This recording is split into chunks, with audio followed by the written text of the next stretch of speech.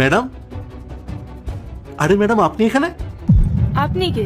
আপনাকে তো ঠিক চিনতে পারলাম না। ম্যাডাম আপনার মনে পড়ছে না, সেই দিন আপনার বাড়িতে পার্সেল দিতে গেছিলাম, সেদিন গরমে আমার শরীরটা অসুস্থ হয়ে গেছিল। ম্যাডাম এই নিন পার্সেলটা। হ্যাঁ। আরে দাদা, কি হলো আপনার? ঠিক আছেন আপনি? হ্যাঁ, আসলে বাইরে অনেক রোদ তো, টানা কাজ করছিলাম, তাই মাথাটা হঠাৎ ঘুরে গেল। আচ্ছা ঠিক আছে, আপনি ভেতরে আসুন, বসুন।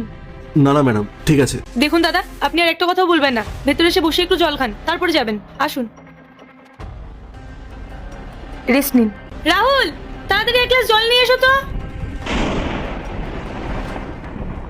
এ নাও, জলটা খাও।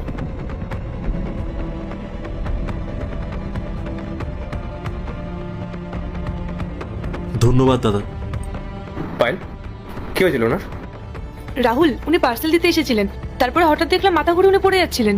তারপর ওনাকে ধরে ভেতরে নিয়ে আসলাম, বললাম আগে আপনি জল খান, তারপরে যাবেন। হঠাৎ আপনার এরকম কেন হলো? শরীর খারাপ? আসলে বাইরে প্রচন্ড গরম তো, আর সকাল থেকে খালি পেটে ঘুরছিলাম, কাজের চাপে কিছু খাওয়াও হয়নি, খালি পেটে রোদে রোদে ঘুরছিলাম তো, তাই হয়তো মাথাটা একটু ঘুরে গেছে।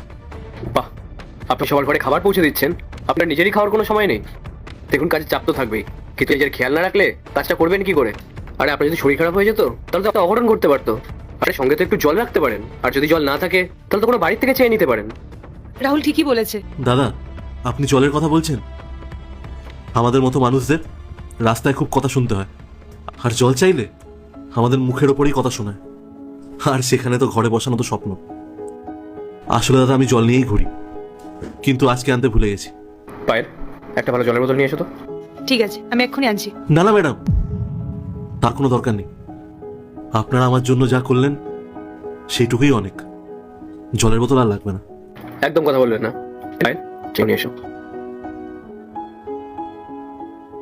এই নিন দাদা, এটাতে জল অনেকক্ষণ ঠান্ডা থাকবে। ম্যাডাম, এটা তো দেখে অনেক দামি বোতল মনে হচ্ছে, এটা আপনি আমাকে কেন দিলেন? আচ্ছা, এটা আমি কাল এসে আপনাকে দিয়ে যাবো। আরে না না দাদা, ফেরত দেওয়ার কিছু নেই। আমি তো আর আপনাকে লাখ টাকা জিনিস দিচ্ছি না, সামান্য একটা বোতল মাত্র, এটা আপনি আপনার